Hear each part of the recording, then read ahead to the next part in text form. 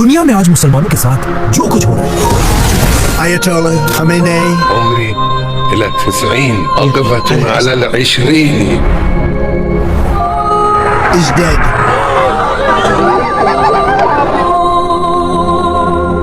इस सब के बारे में आज से 1400 साल पहले एक दिन आप सल्लल्लाहु अलैहि वसल्लम ने सहाबा से कहा, दुनिया में एक वक्त ऐसा आएगा कि जब दुनिया की बाकी कौम We have the right man, we have the right leader of Israel. मिलकर मुसलमानों पर ऐसे हमले करेंगे We've hit hundreds of targets in Iran. जैसे कि लोग मिलकर किसी खाने की दावत पर जाते हैं। जिस पर एक सहाबी ने आप सल्लल्लाहु अलैहि वसल्लम से पूछा कि क्या हम मुसलमान उस दिन दुनिया में बहुत कम होंगे, इसलिए ये लोग हम पर ऐसे हमला करेंगे। लेकिन आप सल्लल्लाहु अलैहि वसल्लम ने कहा नहीं, बल्कि उस वक्त तो मुसलमान दुनिया में बहुत ज्यादा होंगे, लेकिन तुम मुसलमानों की दुनिया में मिसाल ऐसी होगी जैसे किसी पानी पर गंद और झाग पड़ी हुई होती है। तुम्हारे दुश्मनों के दिलों में तुम्हारा कोई खौफ नहीं होगा Programs, and they're going to be terminated on a permanent basis. और तुम मुसलमानों के दिलों में सिर्फ और सिर्फ दुनिया की मोहब्बत होगी और मुसलमान मौत से डरेंगे। इस हदीस के बाद अगले 1000 साल तक मुसलमान ही पूरी दुनिया के सुपर पावर और इन 1000 सालों के दौरान पूरी दुनिया की कौम मुसलमानों की ताकत और फौजों से कामती थी। और मुसलमान दुनिया के सुपर पावर इसलिए थे क्योंकि उस जमाने में दुनिया के सारे बड़े साइंटिस्ट मुसलमान ही थे। दुनिया की बेस्ट टेक्नोलॉजी मुसलमानों के पास थी और पूरी दुनिया मुसलमानों को ही फॉलो करती थी। इसीलिए इन 1000 सालों में हमेशा दुनिया में कोई ना कोई मुसलमान दुनिया का सबसे ताकतवर इंसान होता था। लेकिन आखिर 1000 साल बाद दुनिया में मुसलमानों की एक नई एम्पायर सामने आई और यही एम्पायर मुसलमानों की आखिरी सुपर पावर थी और इस एम्पायर का नाम था उस्मानिया खिलाफत। अब यहाँ तक तो सब ठीक था, लेकिन यहाँ पर जब उस्मानिया खिलाफत अपनी ताकत की पीक पर आखिर उस्मानिया खिलाफत ने मुसलमानों की हिस्ट्री की सबसे बड़ी गलती की। उस्मानिया खिलाफत के दौर में अचानक यूरोप में एक नई टेक्नोलॉजी इजाद हुई जिसका नाम था the printing press. I did it. ये एक ऐसी मशीन थी जिससे किताबें तेजी से प्रिंट की जा सकती थी और आहिस्ता आहिस्ता ये मशीन पूरे यूरोप में फैल गई और इस मशीन ने यूरोप को हमेशा के लिए बदल दिया। मतलब जो आदमी इससे पहले कई दिनों में अपने हाथों से एक किताब लिखता था, अब वो आदमी उतने ही दिनों में 100 किताबें प्रिंट करने लगा। तो ऑफ कोर्स इसी मशीन की वजह से यूरोप के हर घर तक किताबें पहुंचने लगी। लेकिन जब यह मशीन उस जमाने की सुपर पावर उस्मानिया खिलाफत तक पहुंची, उस्मानिया खिलाफत के स्कॉलर्स और उलमा ने कहा कि यह टेक्नोलॉजी प्रिंटिंग प्रेस हराम है। तो अब मुसलमान उसी पुराने तरीके से किताबें आहिस्ता आहिस्ता लिखने लगे और इसके मुकाबले में यूरोप में तेजी से लाखों किताबें प्रिंट होने लगी। इस मशीन से पहले यूरोप में सिर्फ मर्द ही किताबें पढ़ सकते थे, लेकिन अब जब पहली बार यूरोप के हर घर तक किताबें पहुंचने लगी, पहली बार यूरोप की औरतें भी ये किताबें पढ़ने लगी और यहीं से यूरोप में एक बहुत बड़ा चेंज आया क्योंकि अब यूरोप की इन एजुकेटेड औरतों ने अपनी नई जनरेशन की तरबियत करना शुरू की। और जब इन पढ़ी लिखी माओं की वजह से यूरोप में एक नई जनरेशन सामने आई, इसी नई जनरेशन में दुनिया के सबसे बड़े साइंटिस्ट पैदा हुए जैसे कि गैलीलियो, आइजैक न्यूटन और एडिसन जैसे बड़े बड़े साइंटिस्ट। ये वो पॉइंट था जिससे पहली बार पिछले 1000 साल में आहिस्ता आहिस्ता यूरोप मुसलमानों से आगे बढ़ने लगा। और जब यूरोप में ये सब कुछ हो रहा था, यहाँ मुसलमान उन्हीं शिया सुन्नी बहसों में पड़े रहे जिस तरह आज पड़े हुए।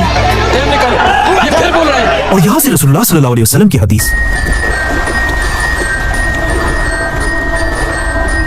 ये पूरे होने का वक्त शुरू हुआ क्योंकि पहली बार यूरोप के बादशाहों के दिलों से मुसलमानों का खौफ आहिस्ता आहिस्ता निकलने लगा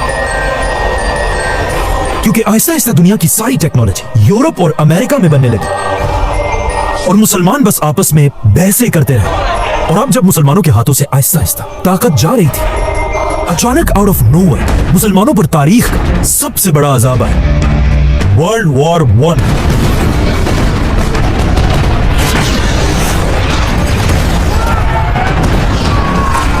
वर्ल्ड वॉर 1 के बाद वो मुसलमान जो किसी जमाने में दुनिया के सबसे बड़े सुपर पावर थे, अब इस जंग के बाद यूरोप के बादशाहों ने मुसलमानों की एक एक कंट्री को खिलौनों की तरह बांट दिया। आपस में ऐसे बांट दिया जैसे किसी दावत पर खाना बांटा जाता है। और फिर इन सुपर पावर्स ने मिलकर पहली बार मुसलमानों के फलस्तीन में एक नई रियासत बनाई, इजराइल। वर्ल्ड वॉर 1 के बाद जो तबाही मुसलमानों की शुरू हुई थी वो आज तक उसी तरह चल रही है।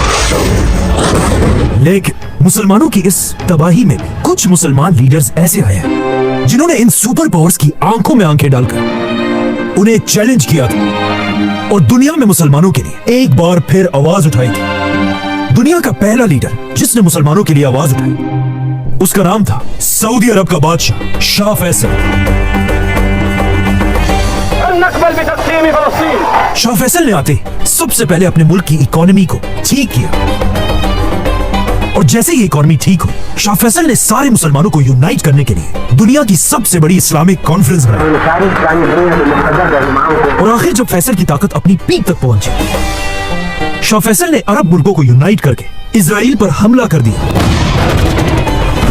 अरब की फौजें हर तरफ से इजराइल के अंदर घुस गई और पहली बार ऐसा लगने लगा कि इजराइल ये जंग शाह फैसल से हार जाएगा। लेकिन ऑफ कोर्स जैसे कि हमेशा होता है, इजराइल को बचाने के लिए एक बार फिर उसका बाप अमेरिका सामने आया, जिसके बाद इजराइल अमेरिका की मदद से अरबों से ये जंग जीत गया। और शाह फैसल बहुत कोशिश के बाद भी ये जंग हार गया। लेकिन हारने के बाद फैसल चुप नहीं बैठा, बल्कि उसने अमेरिका और इजराइल के खिलाफ अपना सबसे बड़ा वेपन निकाला। शाह फैसल ने ऐलान किया कि आज के बाद इजराइल और उसके हैंडलर्स को अरब के तेल का एक कतरा भी नहीं बेचा जाएगा। शाह फैसल के इस एक हुक्म से पूरी दुनिया की इकोनॉमी तेजी से गिरने लगी, जिसका सबसे बड़ा नुकसान सुपर पावर अमेरिका को। तो अब जब शाह फैसल इतनी आसानी से इजराइल और अमेरिका को धमकियां दे रहा था, अचानक इसके कुछ ही अरसे बाद शाह फैसल के अपने ही भतीजे ने धोखा देकर उन्हें गोली मारकर शहीद कर दिया। शाह फैसल के मरने से पूरी दुनिया में मुसलमान ऐसे ही खफा थे जिस तरह आज आयतुल्लाह खामेनेई के जाने से। और एक टीवी पर एंकर रो रो कर कह रहा था कि आज मुसलमान दुनिया का बाप मर चुका है। शाह फैसल के बाद अब मुसलमान दुनिया में ऐसा कोई भी लीडर नहीं था जो मुसलमानों के लिए आवाज उठाए। और शाह फैसल के बाद ऐसा लग रहा था कि कोई भी मुसलमान लीडर अब अमेरिका को धमकी देने की कभी भी गलती नहीं करेगा। लेकिन ऐसा नहीं हुआ, क्योंकि जैसे यहां सऊदी में शाह फैसल को मारा गया, सऊदी अरब के पास ही एक मिनट ईरान में एक नया लीडर तेजी से सामने आ रहा था। ईरान के लोग आहिस्ता आहिस्ता अपने बादशाह से नफरत करने लगे थे और सब इस आदमी को अपना नया लीडर मानने लगे थे। और इस आदमी का नाम था आयतुल्लाह खुमैनी। खुमैनी अपने लोगों को समझाया करता था कि इस्लाम सिर्फ मस्जिदों और घरों में बैठकर इबादत करने का नाम नहीं, बल्कि इस्लाम का मतलब ये भी है कि मुसलमान अपने जमाने के सुपर पावर के तख्तों को तोड़ डालें। इसीलिए शाह फैसल के जाने के सिर्फ 4 साल बाद खुमैनी ने ईरान के बादशाह को भगाकर पूरे ईरान को अपने कंट्रोल में लाया। और खुमैनी इतना बड़ा लीडर था कि जब उसका जहाज ईरान में लैंड हुआ, खुमैनी को वेलकम करने के लिए 70 लाख लोग खड़े थे। खुमैनी मुसलमान दुनिया का वो अकेला लीडर था जिसे कोई भी सुपर पावर कंट्रोल नहीं कर सकती। और खुमैनी खुद भी बार बार अमेरिका की आंखों में आंखें डालकर उन्हें धमकियां दिया करता था। इसीलिए पहले दिन से अमेरिका और इजराइल किसी तरह खुमैनी से अपनी जान छुड़ाना चाहते थे और आखिर उन्हें इसका रास्ता मिल गया। ईरान के पास ही एक मुल्क इराक में भी एक नया लीडर सामने आया, सद्दाम हुसैन।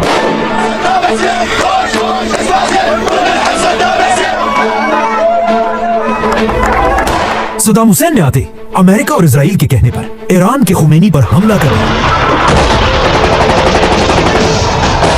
और एक बार फिर मुसलमानों की आपस में जंग शुरू हुई। सद्दाम हुसैन का हमला इतना बड़ा था कि खुमैनी की फौजें आहिस्ता आहिस्ता पीछे हटने लगी और ऐसा लग रहा था कि सद्दाम हुसैन खुमैनी से यह जंग जीत जाएगा। यहां तक कि सद्दाम हुसैन ने खुमैनी को टीवी पर आकर दज्जाल भी कहा। खुमैनी यज़अल मिन कलिमत दज्जाल, अल दज्जाल मुरब्बा। अब जब सद्दाम और खुमैनी की यह जंग चल रही थी, अचानक ईरान में सद्दाम हुसैन को सपोर्ट करने वाले एक ग्रुप ने ईरान के प्रेसिडेंट पर हमला किया, जिससे ईरान का प्रेसिडेंट मर गया। इस हमले में खुमैनी का एक और भी स्टूडेंट बुरी तरह जख्मी हुआ था और उसका हाथ इस हमले से हमेशा के लिए पैरालाइज हो चुका था। इस स्टूडेंट का नाम था अली खामेनेई। तो अब जब ईरान का कोई भी प्रेसिडेंट नहीं था, इसीलिए जंग के दरमियान ही दोबारा प्रेसिडेंट के इलेक्शंस कराए गए और ये इलेक्शंस खुमैनी का यही स्टूडेंट अली खामेनेई जीत गया और पूरे ईरान का प्रेसिडेंट बन गया। باید خون گریست در جامعه اسلامی. अली खामेनेई के प्रेसिडेंट बनते जब उनसे एक इंटरव्यू लिया गया और उसमें पूछा गया कि आपका दुनिया में सबसे बड़ा दुश्मन कौन है। Who is your worst enemy, Mr. President? इस वक्त ईरान एक मुसलमान मुल्क इराक से जंग में था, लेकिन इराक के साथ जंग में होने के बावजूद भी खामेनेई ने इराक का नाम नहीं लिया, बल्कि कहा हमारा सबसे बड़ा दुश्मन है آمریکا. तो अब खुमैनी और खामेनेई मिलकर इराक के सद्दाम हुसैन के साथ लड़ने लगे और आखिर 8 साल की जंग के बाद सद्दाम हुसैन और अमेरिका खुमैनी को नहीं हरा सके और आखिर ये जंग खत्म हो गई। लेकिन इस जंग के सिर्फ 1 साल बाद ईरान के सुप्रीम लीडर आयतुल्लाह खुमैनी इस दुनिया से चले गए और खुमैनी का जनाजा इतना बड़ा था कि इस जनाजे में 1 करोड़ लोग शामिल थे, जो दुनिया का सबसे बड़ा रिकॉर्ड था। खुमैनी के जाने के बाद अब पूरे ईरान में एक कंफ्यूजन थी कि ईरान का नया सुप्रीम लीडर अब कौन होगा। इसीलिए ईरान के सबसे बड़े स्कॉलर्स की एक बहुत बड़ी मीटिंग हुई और सब ने मिलकर खुमैनी के स्टूडेंट अली खामेनेई को ईरान का नया सुप्रीम लीडर बनाया। باید خون گریست در جامعه اسلامی. जैसे ही खामेनेई ईरान का सुप्रीम लीडर बना, 2/3 खामेनेई के सामने उसकी जिंदगी के 2 सबसे बड़े मसले आए। पहला मसला यह था, अमेरिका ने बहाने बनाकर ईरान के पास सारे Muslim countries Qatar, UAE, Saudi, Iraq सब में अपने बड़े बड़े मिलिट्री बेसिस बनाए और इन मुसलमान कंट्रीज ने आराम से अमेरिका को अपने कंट्रीज के अंदर आने की इजाजत दी। तो अब अमेरिका के इन बेसिस ने ईरान को हर तरफ से घेर लिया। ये तो था खामेनेई का एक बड़ा मसला। लेकिन दूसरा मसला यह था कि जब खामेनेई सुप्रीम लीडर बना, उसके कुछ ही अरसे बाद ईरान से बहुत दूर इजराइल का भी एक नया लीडर तेजी से सामने आ रहा था और इजराइल का ये लीडर आगे जाकर खामेनेई की जिंदगी का सबसे बड़ा दुश्मन बना और इस लीडर का नाम था Benjamin Netanyahu. America and Israel must stand together. जैसे ही नेतन्याहू इजराइल का प्राइम मिनिस्टर बना, वो पहले ही दिन से अपनी हर स्पीच में कहा करता था कि दुनिया में 2 मुसलमान लीडर्स ऐसे हैं जिन पर पूरी दुनिया को मिलकर हमला करना चाहिए। इराक का Saddam Hussain, If you take out Saddam's regime, I guarantee that it will have enormous positive reverberations on the region. और ईरान का supreme leader Ayatollah Khamenei. And stop atomic bomb scientists? Well, they're gone too. अब Netanyahu तो पहले ही दिन से किसी तरह Iraq और ईरान पर हमला करना चाहता था, जिसके लिए उसे सुपर पावर अमेरिका की मदद की जरूरत थी। तो अब नेतन्याहू दुनिया में एक ऐसे बहाने का इंतजार कर रहा था जिससे वो किसी तरह अमेरिका के साथ इन दोनों मुल्कों पर हमला करे। और आखिर अचानक एक दिन ऐसा ही, आज से 25 साल पहले अमेरिका के वर्ल्ड ट्रेड सेंटर्स पर हमला हुआ, Freedom came under attack. जिसमें हजारों अमेरिकन मारे गए और अमेरिका का बच्चा बच्चा इस हमले का बदला लेने के लिए तैयार था। तो अब इस हमले के बाद पूरी दुनिया को यह बात क्लियर हो चुकी कि अमेरिका अब एक जख्मी शेर की तरह दुनिया में किसी पर भी कभी भी हमला कर सकता है। And we responded with the best of America. तो सबसे पहले अमेरिका ने अफगानिस्तान पर हमला The किया। United States military has begun strikes in Afghanistan. लेकिन जब अमेरिका अफगानिस्तान में बिजी था, इजराइल का नेतन्याहू बार बार अमेरिका पर प्रेशर डाल रहा था कि वो अफगानिस्तान के साथ साथ इराक के सद्दाम हुसैन पर भी हमला करे। The nuclear threat from Iraq, the choice of Iraq is a good choice, it's the right choice. और इराक पर इस हमले के लिए उसने पूरी दुनिया के सामने बड़े बड़े झूठ बोले Nuclear threat from Iraq, कि सद्दाम हुसैन एटम बॉम्ब बनाने वाला है producing weapons of mass destruction. और आखिर उसने झूठ बोल बोलकर पूरी दुनिया को कन्विंस कर Those militias in Iraq, और अमेरिका ने अपनी पूरी ताकत के साथ सद्दाम हुसैन पर हमला कर दिया। अमेरिका ने इराक पर हमला करके सद्दाम हुसैन, उसके बेटों और लाखों इराकियों को मार डाला और पूरे इराक पर कब्जा कर लिया। लेकिन इसके बाद पूरी दुनिया ने देखा कि इराक के पास असल में कोई एटम बम था ही नहीं, बल्कि ये हमला अमेरिका और नेतन्याहू ने झूठ बोलकर किया। United States must destroy the same regime. और आगे जाकर उन्होंने ये बात खुद भी मानी कि उन्होंने इराक में लाखों लोगों को बगैर किसी वजह के शहीद किया था। The war in Iraq was a big fat mistake. George Bush made a mistake. लेकिन पूरे इराक को तबाह करने के बाद नेतन्याहू को थोड़ी सी शर्म भी नहीं है। और वो रुका नहीं, बल्कि एटम बम का दोबारा सेम झूठ अब वो ईरान के बारे में भी बोलने लगा। Produce a nuclear weapon in a very short time. और एक बार फिर अमेरिका पर प्रेशर डालने लगा कि अब वो इराक के बाद ईरान पर भी हमला करे। One word, Iran. लेकिन नेतन्याहू की इन चालाकियों को देखकर ईरान के सुप्रीम लीडर खामेनाई ने एक ऐसा काम किया जिसने नेतन्याहू के सारे ख्वाब तोड़ कर रख दिए। अचानक ईरान के सुप्रीम लीडर ने ऐलान किया कि ईरान कभी भी एटम बम नहीं बनाएगा, क्योंकि इस्लाम में एटम बम बनाना ही हराम है, ममनू है, हराम है। तो अब इजराइल अपना सर पकड़कर बैठा हुआ था कि वो कौन से नए बहाने से ईरान पर हमला करे। लेकिन इराक के झूठ के बाद अब कोई भी उनकी बात मानने को तैयार नहीं था, और इस तरह आयतुल्लाह खामेनाई ने अपने मुल्क ईरान को बचा लिया। लेकिन इसके कुछ साल बाद जब एक बार फिर नेतन्याहू इजराइल का प्राइम मिनिस्टर बना, एक बार फिर वो दोबारा ईरान पर एटम बम का झूठा इल्जाम लगाने लगा Iran was rapidly developing a massive nuclear weapons program और हर साल कहने लगा कि सिर्फ कुछ महीनों में ईरान एटम बम बनाने वाला है। in a very short और time. पिछले 25 साल से बार बार नेतन्याहू अमेरिका पर प्रेशर डालता है Iran must be stopped. कि बिल्कुल इराक के सद्दाम हुसैन की तरह If you take out Saddam, America इस बार ईरान पर भी हमला करे। Iran has not given up its nuclear ambition. लेकिन पिछले 25 साल से अमेरिका ने इराक में की गई गलती को George Bush made a mistake. दोबारा नहीं दोहराया। और अमेरिका में एक शख्स ऐसा था जो हमेशा ईरान पर हमला करने के सख्त खिलाफ था, Donald Trump. I will not allow it, but I'm not allowing Israel. Trump हमेशा से कहता था कि हमें ईरान पर हमला नहीं बल्कि उनसे डील करनी चाहिए। Well, I'd love to avoid the conflict. लेकिन जब भी अमेरिका और ईरान किसी भी डील के लिए आपस में मीटिंग करते थे, negotiate a peaceful resolution. Israel हमेशा इस मीटिंग को खराब करने की कोशिश करता रहता था। Iran has not given up. आखिर जब आज से कुछ साल पहले ट्रंप अमेरिका का नया प्रेसिडेंट बना, नेतन्याहू अब ट्रंप पर भी ईरान पर हमले के लिए प्रेशर डालने लगे। Iran must be stopped. लेकिन ट्रंप ईरान पर हमला करने के लिए तैयार नहीं था। अब जब अमेरिका ईरान पर हमला नहीं कर रहा था, आज से 2 साल पहले इजराइल के फॉर्मर प्राइम मिनिस्टर ने एक इंटरव्यू में कहा Who was the 13th Prime Minister of Israel? कि अब और हमारा बर्दाश्त खत्म हो चुका है। And I'll say straight at this point, we need to topple the Iranian regime. Iran बिल्कुल एक ऑक्टोपस की तरह है, Against Iran, and I called it the octopus. जिसका सर खुद ईरान है और उसके हाथ इजराइल के हर तरफ फैले हुए हैं। With its arms all across the Middle East.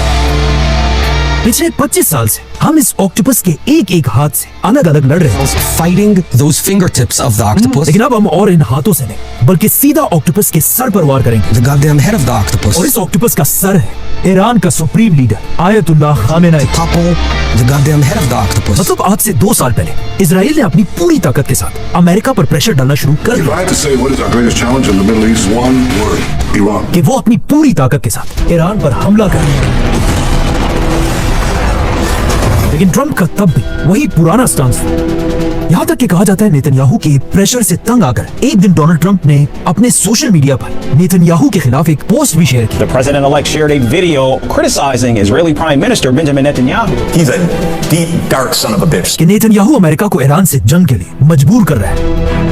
इस पोस्ट के बाद ट्रंप ने इजराइल के खिलाफ ये भी कहा। But I'm not allowing Israel to annex the West Bank. और जब इजराइल ने कतर पर हमला किया तब भी ट्रंप ने नेतन्याहू के खिलाफ ये कहा। So I was very unhappy about it. और फिर नेतन्याहू को अपने ऑफिस बुलाकर पूरी दुनिया के सामने नेतन्याहू से कतर के अमीर को फोन कराया और पूरी दुनिया के सामने नेतन्याहू से माफी मंगवाई। We had a phone call today just to Netanyahu has apologized to the Emir of Qatar. इन सारे बातों से ऐसा लग रहा था कि नेतन्याहू ट्रंप को कंट्रोल नहीं कर सकेगा और ट्रंप अपने 25 साल पुराने स्टांस पर ही खड़ा रहेगा। But I'm not allowing Israel to annex the West Bank. लेकिन फिर आखिर ऐसा हुआ क्या कि अचानक ट्रंप ने अपने 25 साल की बातों को भुलाकर नेतन्याहू की बात मान ली और ईरान पर हमला कर The दिया। United States is ramping up its attacks on Iran.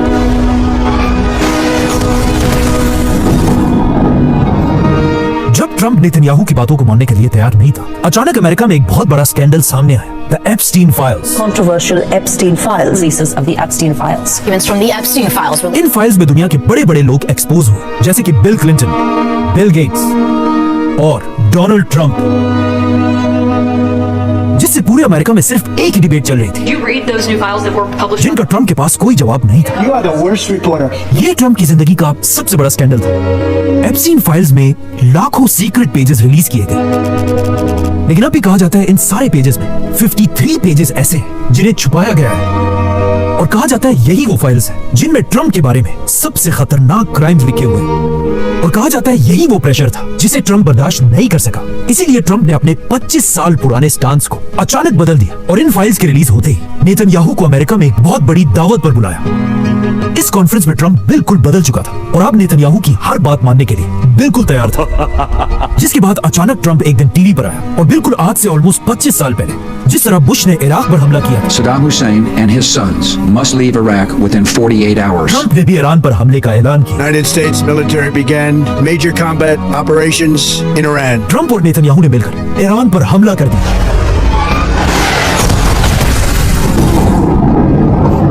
और पहले ही दिन ईरान के एक स्कूल में 160 बच्चियों को शहीद कर दिया। और जैसे ही जंग शुरू हुई,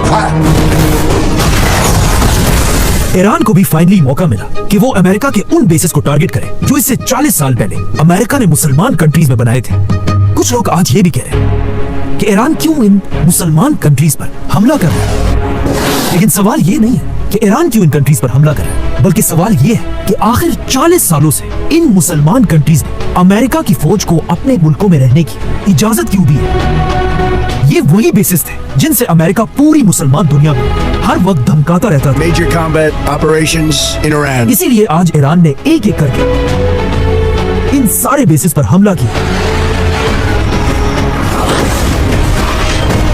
जैसे ये जंग शुरू हुई, इजराइल और अमेरिका का सबसे बड़ा टारगेट ईरान का सुप्रीम लीडर आयतुल्लाह खामेनेई था, और इस बात का ईरान की फौज को भी अच्छी तरह पता था। इसीलिए कहा जाता है खामेनेई को उसी के ऑफिस के नीचे एक बंकर में सेफ रखा गया था।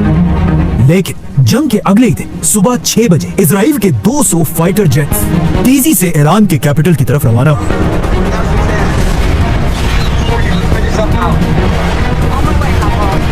इन जहाजों में ऐसे एडवांस्ड मिसाइल्स लगे हुए थे जो फटने से पहले पूरी की पूरी बिल्डिंग्स को चीर कर अपने टारगेट तक पहुंचते हैं।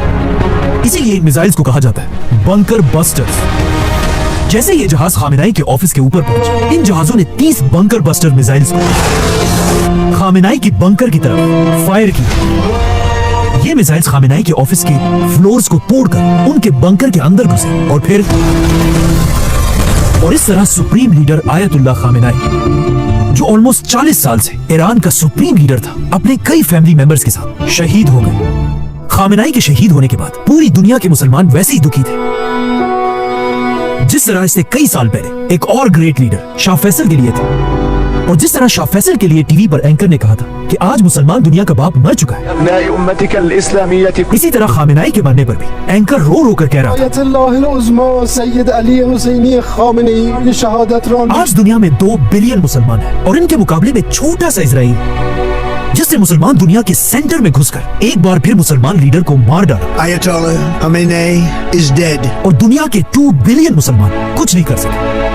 और रसूलुल्लाह सल्लल्लाहु अलैहि वसल्लम की हदीस बिल्कुल सही थी कि एक दिन मुसलमान होंगे तो बहुत ज्यादा, लेकिन उनकी दुनिया में कोई औकात नहीं होगी, और वो ऐसे ही होंगे जिस तरह पानी के ऊपर गंद और झाग होती है। और ये कहानी यहाँ खत्म नहीं होती, बल्कि इराक, लीबिया, सीरिया, यमन और अब ईरान को तबाह करने के बाद इजराइल के लीडर्स पहले ही बता चुके हैं कि उनका अगला टारगेट कौन होगा। एक बात कंफर्म है कि जब नेक्स्ट मुसलमान लीडर को टारगेट किया जाएगा, तब भी मुसलमान कुछ नहीं कर पाएंगे।